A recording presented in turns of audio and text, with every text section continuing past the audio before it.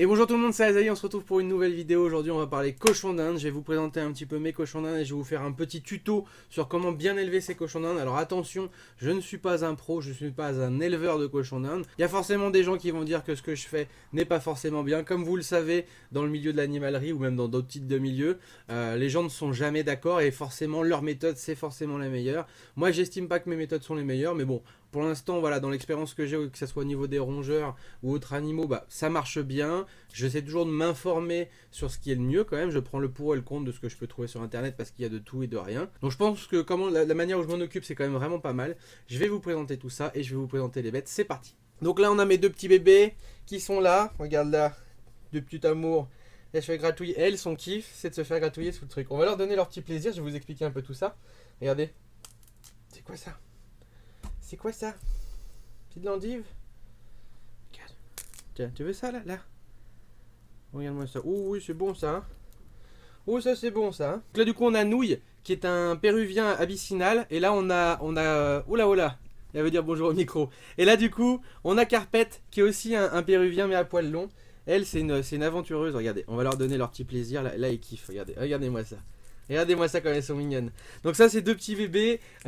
Nouille, elle doit avoir 5-6 mois maintenant. Et puis on a la petite Casey qui est plus jeune. Qui elle par contre elle doit avoir peut-être, je crois, elle doit avoir 3 mois. Regardez, elles vont essayer de se piquer les trucs entre elles. Regardez-moi ça. Tiens, prends. Donc ça c'est leur péché mignon, hein, les endives. Donc sur le cochon d'Inde, déjà ce qu'il faut savoir, c'est que donc ça vit à peu près entre 4 et 8 ans, des fois un petit peu plus. Donc déjà ça nous laisse quand même un petit peu le temps de profiter un petit peu de nos petits copains. Parce que c'est vrai que vous avez des rongeurs qui vivent vraiment pas très longtemps. Attention, fais pas ta ouf toi. Qui vivent vraiment pas très longtemps. Eux ça va quand même. 4 à 8 ans, si on s'en occupe bien, on atteint facile les 8 ans, ça y a pas de souci. Ça pèse à peu près entre 700 grammes et 1 kg. Donc là, elles sont pratiquement en taille adulte. Vous avez des races de cochons d'Inde qui sont un petit peu plus gros, mais celles-ci, elles sont quasiment en taille adulte. Je vous déconseille vraiment d'acheter vos cochons d'Inde. C'est vrai que c'est la facilité d'acheter à Truffaut, ce genre de choses-là. Généralement, c'est pas top. On a eu le cas avec ma copine, donc d'un cochon d'Inde qu'on avait pris à Truffaut Bercy, que je vous déconseille vraiment.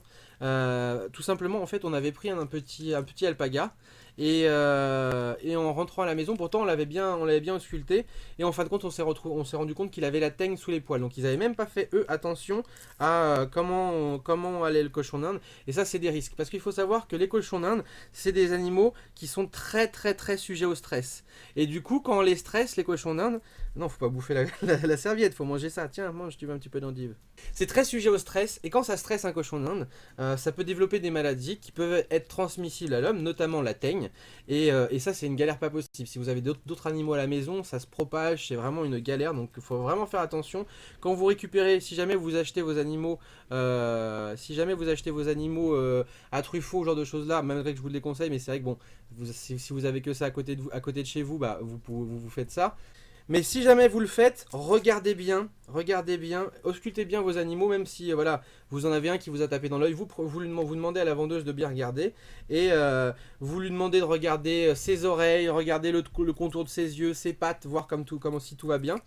Et sinon, moi, ce que je vous conseille, c'est voyez plutôt avec des élevages ou avec des amateurs qui ont de la reproduction, qui ont leurs petits élevages à eux, puisque là, vous aurez au moins un suivi, vous savez d'où viennent vos animaux, et vous savez qu'ils seront surtout beaucoup mieux traités qu'en animalerie. Après, en animalerie, des fois, il y a certaines animaleries qui sont très bien. Nous, par exemple, on a un Jardiland à côté de chez nous où ils s'occupent vraiment très bien des animaux. Et tu veux ça ? Et ils ont des vrais vendeurs animaliers, c'est pas juste des vendeurs, c'est des vrais conseillers qu'ils ont et eux ils sont très bien. Bon voilà, je vous conseille plus des petits élevages, passer sur le bon coin ou regarder un petit peu à droite à gauche, voir ce que vous trouvez d'intéressant. Mais je vous déconseille d'aller à Truffaut, ce genre de choses là, parce que là du coup vous pouvez tomber sur des mauvaises surprises. Donc un cochon d'Inde ça a besoin de quoi tous les jours? Tous les jours, les cochons d'Inde, il faut savoir que c'est vrai qu'on offre souvent ça à des enfants, mais il y a beaucoup de choses à faire avec un cochon d'Inde. Comme je l'ai dit déjà, c'est un animal qui est très fragile, qui est sujet au stress. Par contre, c'est un animal qui est très affectueux, comme vous pouvez regarder, c'est mignon, vous pouvez lui faire des câlins. C'est vraiment un animal qui est plaisant à élever et plaisant à regarder parce que ça discute avec nous, un cochon d'Inde, ça fait plein de choses. Et toi, tu veux encore un petit bout de ça? Et ça ne mord pas, regardez, regardez, là elle me mordille un petit peu pour voir ce que c'est. Mais ça ne mord pas, c'est des amours les cochons d'Inde. Bon alors après, c'est comme tout, vous pouvez très bien avoir des spécimens qui vont être un peu plus virulents que d'autres. Mais sinon, tiens, hey. Alors elle, c'est une exploratrice, elle. Toi, tu veux ça? Tu veux ça? Tiens, si tu veux ça. Elle, c'est une exploratrice. Mais dans la globalité, voilà, c'est des amours, les cochons d'Inde. Et donc, du coup, tous les jours, ça a besoin de quoi? Il ne faut pas écouter ce que vous disent les truffauts et autres. Ils vont vouloir vous vendre tout un tas de saloperies, que ce soit au niveau des graines et autres, parce que ça les arrange. C'est plus simple de vendre des graines avec des mélanges de céréales, ça coûte pas grand-chose, et c'est pratique, mais c'est pas du tout ce qu'il faut. Votre animal, il n'a pas besoin de ça à la base. Votre animal, lui, il a besoin de fruits frais, il a besoin de légumes frais, il a besoin de granules qui soient dédiés pour lui, et pas des mélanges ou qui peuvent servir à tous les rongeurs. Toutes les granules de mélange et autres, c'est vraiment mauvais pour eux, puisqu'il y a des aliments qui ne sont pas faits pour les cochons d'Inde. Vous allez avoir tout un tas de choses, de céréales qui ne sont pas faits pour leur estomac, qui vont avoir du mal à digérer, qui va leur provoquer des problèmes de carence, et ils n'ont pas besoin de ça. Un cochon d'Inde par jour, ça a besoin de 60 à 80 grammes de fruits ou légumes frais. Donc il y a tout un tas de choses qu'ils peuvent manger, comme les endives, moi c'est leur péché mignon, les endives, comme de la mâche, comme de la carotte, comme de la pomme, plein de choses sympathiques. Pas trop de choses où il y a trop d'eau, parce qu'il faut savoir que si vous faites un abus de fruits ou légumes qui regorgent trop d'eau, ça risque de provoquer la diarrhée à votre animal, et c'est pas bon. Une diarrhée pour un cochon d'Inde, ça peut être une cause de mort. Faut vraiment faire attention à ces selles, hein, qu'il n'ait pas de caca mou, caca liquide ou autre, parce que voilà, ça peut être la mort de votre animal. Faut vraiment faire attention à ça. Il a besoin donc du coup de son apport quotidien de légumes et de fruits. Alors faites attention, parce que quand vous les récupérez, mettons des fois d'élevage ou d'animalerie, ils vont peut-être avoir mangé que des graines. Si vous leur changez tout de suite leur nourriture, qu'est-ce que t'as? Tu veux manger encore? Si vous leur changez tout d'un coup leur nourriture, ils risquent justement d'avoir une diarrhée, et il faut vraiment faire attention. Si vous voyez que la diarrhée dure trop longtemps, n'hésitez pas à aller voir un vétérinaire spécialisé dans les NAC, c'est important si vous tenez à votre petite bête. C'est vrai qu'il y a des gens qui se disent, voilà, je l'ai payé 20 balles mon cochon d'Inde, je vais pas aller au vétérinaire pour ça, mais voilà, si vous prenez des animaux, c'est que vous les aimez, il faut assumer les conséquences qu'il y a derrière. Je sais qu'elle, pour la pauvre petite, elle, quand on l'a eu, elle a été très malade au début, on a dépensé plus de 200 € pour elle, parce qu'elle allait vraiment pas bien. Et de toute façon, si vous voulez voir si un animal va bien et qu'il est en bonne santé, si vous lui présentez un légume devant lui, une endive ou de la nourriture, de la salade, s'il ne la mange pas et qu'il reste devant, c'est que ça va pas. Normalement, un animal, on lui présente quelque chose de bon devant elle, elle mange, et c'est comme ça que ça se passe. Donc du coup, comme je vous dis, on a besoin donc entre 60 et 80 grammes de légumes frais par jour. Donc moi, pendant un moment, je leur donnais tous les jours. Maintenant, j'essaie de leur espacer un petit peu, parce que pendant un moment, justement, ça leur donnait un petit peu trop la diarrhée. Donc j'espace peut-être une fois, des fois tous les 2 jours, tous les 2-3 jours, ça dépend des fois, selon mon envie, selon comme j'ai envie de leur donner. Par contre, derrière, ça a besoin de granules. Donc de granules vraiment spécialisés dans les cochons d'Inde, pas des mélanges avec des céréales bizarres ou quoi que ce soit. Donc vraiment 30 à 40 grammes de granules par individu par jour. Donc ça se présente comme ça, c'est ce genre de type de granules là qui sont spécialisés dans les cochons d'Inde. Donc là, cette fois-ci, c'est la marque Paradisio, parce que je voulais tester, voir ce qu'elle donnait. Elle était un petit peu moins chère que celle que je prends d'habitude, mais moi, ce que je peux vous conseiller vraiment, c'est la marque Aniform. Aniform, ils font vraiment de la bonne nourriture pour les cochons d'Inde, et ils font des granules géniales. Tout un tas de produits qui sont vraiment bons pour les cochons d'Inde. Ensuite, ça a besoin de quoi? Ça a besoin de foin à volonté. Mais attention, pas du foin de merde que vous allez trouver à Leclerc, tout séché, tout compacté. Du foin vert, du bon foin vert. Donc c'est pareil, moi j'utilise la marque Aniform. Aniform, c'est vraiment une marque que j'aime énormément. Ça se présente comme ça, c'est ce type de foin vert là. Donc vous voyez, hein, c'est ce qu'ils sont en train un peu de manger. C'est du bon foin vert. Des fois, voilà, moi j'en ai pris cette fois-ci, elle est au pissenlit, mais vous en avez du nature, vous en avez avec différents parfums différents. C'est plus, voilà, si vous avez envie de varier un petit peu les plaisirs pour vos animaux, vous pouvez leur en donner différentes. Mais sinon, du foin vert basique, ça ira très bien aussi. Donc le foin, ça a volonté tous les jours. Moi, je leur ai mis un petit type de râtelier. Et ça a besoin aussi de vitamine C, parce que le cochon d'Inde, c'est un animal qui ne synthétise pas la vitamine C. Donc il a besoin d'un apport régulier, donc que ça soit dans sa nourriture, si on lui donne des fruits, des légumes, donc il y aura de la vitamine C, mais ce qu'on lui donne aussi généralement, c'est de la vitamine pure. Donc soit on peut leur mettre dans leur pipette, dans leur eau, soit on va leur mettre directement, en fait tout simplement on va leur donner avec une seringue une seringue sans aiguille, directement on va leur donner directement dans la bouche. Alors ils aiment bien au niveau du goût, après vous avez différentes marques de vitamine C. Nous la nôtre on l'achète chez le vétérinaire et c'est vrai qu'ils l'adorent. Quand on présente la petite seringue, ils avalent tout direct. Je leur en donne pas forcément tous les jours parce que je leur donne aussi des fruits et des légumes, donc ils n'ont pas forcément besoin d'avoir tous les jours leur dose de vitamine C en seringue. Donc je leur donne à peu près tous les 2 jours. Et puis voilà, comme j'alterne avec les fruits et légumes, ça va plutôt bien. Derrière, ça a besoin quand même d'un espace de vie qui est quand même suffisamment grand. Alors moi, il faut savoir que voilà, j'ai une grande cage qui fait 90 cm, je vais vous la faire afficher. Et en gros, dans cette cage de 80 cm, j'ai rajouté un étage en bois avec un escalier, donc une rampe, où ils peuvent monter, descendre et ils s'amusent à faire le tour quand ils font la débandade et qui courent, qui s'amusent autour de l'escalier, donc c'est plutôt pas mal. Et j'ai rajouté un râtelier en bois pour le foin, parce qu'en fait les animaux en fait ils sont pas faits pour manger le foin qui est par terre ou ils ont fait pipi dessus.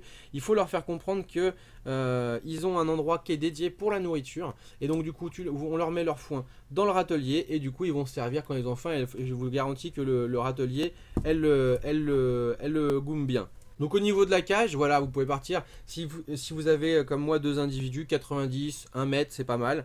Ça fait quand même déjà une bonne cage. Une chose qui est importante aussi au niveau des cochons d'Inde, c'est que c'est des animaux qui ne peuvent pas rester tout seuls. Il y a certaines personnes qui arrivent à avoir des cochons d'Inde qui restent tout seuls toute leur vie, mais en règle générale, c'est des animaux qui dépriment quand ils sont tout seuls. Donc le mieux, c'est d'en avoir 2. Alors surtout pas un mâle et une femelle, mais 2 femelles. 2 femelles, ça passe bien. Regardez là, ces 2 petites femelles, elles sont très bien ensemble.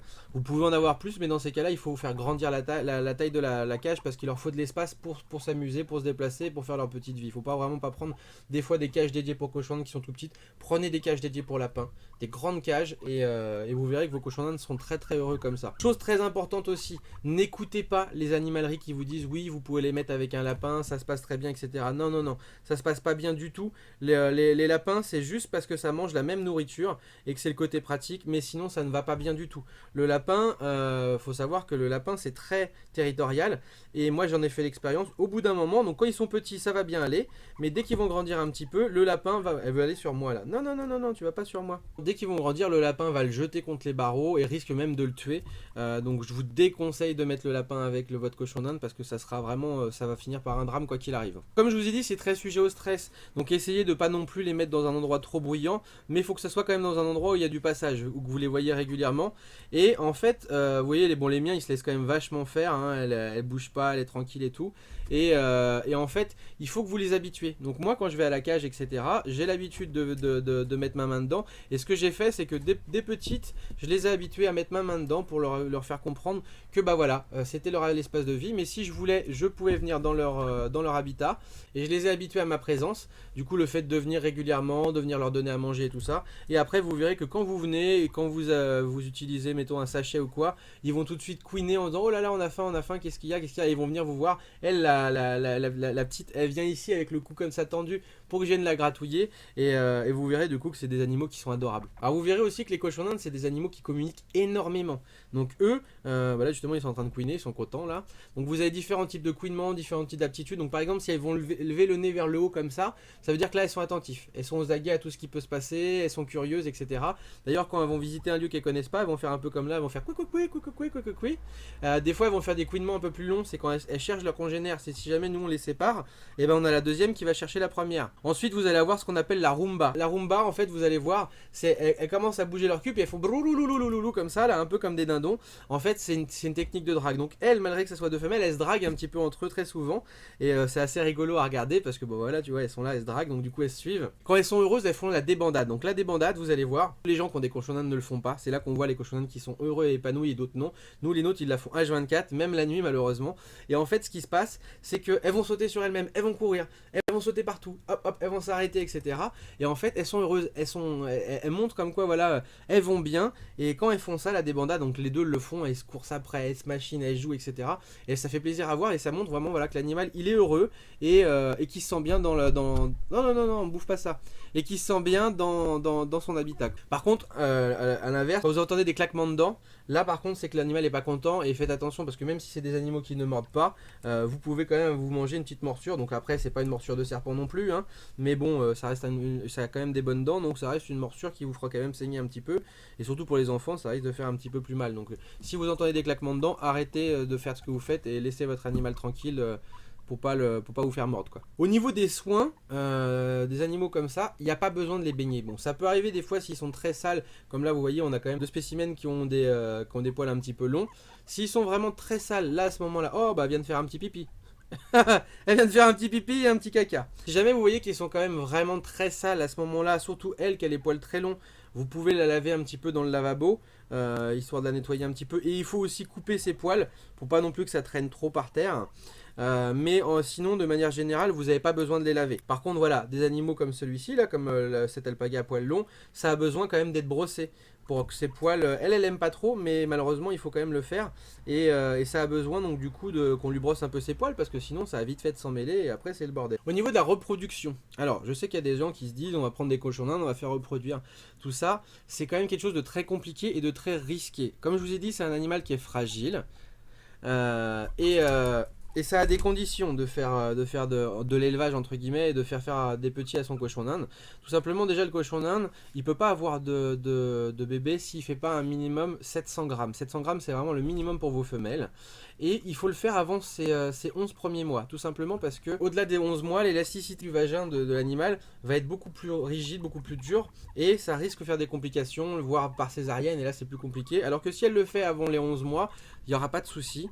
Et ça se passera très bien de manière générale, en sachant que voilà, c'est quand même des risques, parce que même quand elle est enceinte, elle peut avoir des infections du sang et tout ça. Il y a pas mal de choses qui sont à risque. Si jamais elle arrive à mettre bas, qu'elle est petite, et beaucoup de gens croient que on va pouvoir laisser toute la petite famille ensemble, le papa, les enfants et tout ça. Non, les mâles, il faut tout de suite les séparer des femelles. Même les bébés, hein, les bébés très rapidement, ils vont être matures sexuellement, et ils vont vouloir s'accoupler avec leurs frères et sœurs, voire leur maman. Et donc du coup, il faut très vite les séparer, pour pas que justement que bah voilà, vous vous retrouviez encore avec d'autres cochons d'Inde enceintes, en sachant qu'un cochon d'Inde, quand ça accouche, il est tout de suite de nouveau fertile, une femelle. Donc ça veut dire que le mâle dans la nature, quand les petits arrivent, elle protège la femelle, et derrière il lui remet un petit coup s'il veut, et elle est de nouveau enceinte. Donc il faut vraiment faire attention à ça, et séparer. Donc du coup les femelles vous pouvez les laisser ensemble sans souci. Par contre les mâles vous les séparez, parce que sinon ça risque de poser des problèmes. Donc après au niveau de la gestation, les petits cochons d'Inde comme ça, c'est entre 60 et 70 jours. À l'issue de ça, vous vous retrouvez avec une petite portée de cochons d'Inde, toute mimi. Et comme je vous dis, voilà, c'est à risque. Si vous décidez de faire des portées à vos cochons d'Inde, il faut vraiment savoir ce que vous faites. Il faut que vous ayez de la place après pour accueillir les nouveaux mâles, parce que voilà, ça sera une cage par mâle. Et puis voir aussi si les femelles s'entendent bien ensemble, parce que même si voilà, de manière générale, c'est très sociable comme animal, ça peut arriver qu'il y a des femelles qui s'entendent pas, et voilà quoi. Donc voilà les amis, j'espère que cette vidéo vous a plu. N'hésitez pas à me poser des questions s'il y a des questions sur lesquelles j'ai pas répondu, ou si vous voulez plus de précision au niveau des cochons d'Inde. Et j'y manquerai pas d'y répondre si je peux. Comme je vous dis, hein, je suis pas non plus éleveur, hein. C'est des capacités et des informations que j'ai accumulées au fur et à mesure, hein, et que j'ai eu par rapport à ma propre expérience. Mais voilà, je ne suis pas non plus professionnel. Il y a des gens pour qui du coup ils vont dire que ce que j'ai dit c'est pas bon, etc., etc. Mais comme je vous ai dit, voilà, il y aura toujours quelqu'un qui dira ce qu'on fait c'est pas bien. Moi, pour moi du coup ça se passe très bien, et puis bon, on va continuer comme ça. Donc voilà, lâchez un petit pouce si la vidéo vous a plu. Dites-moi dans les commentaires du coup si vous aimez ce genre de vidéo, si vous voulez que je vous en refasse d'autres. Et puis nous on va très vite se retrouver, que ça soit sur du gaming, du live ou de l'animalier. Ciao ciao tout le monde.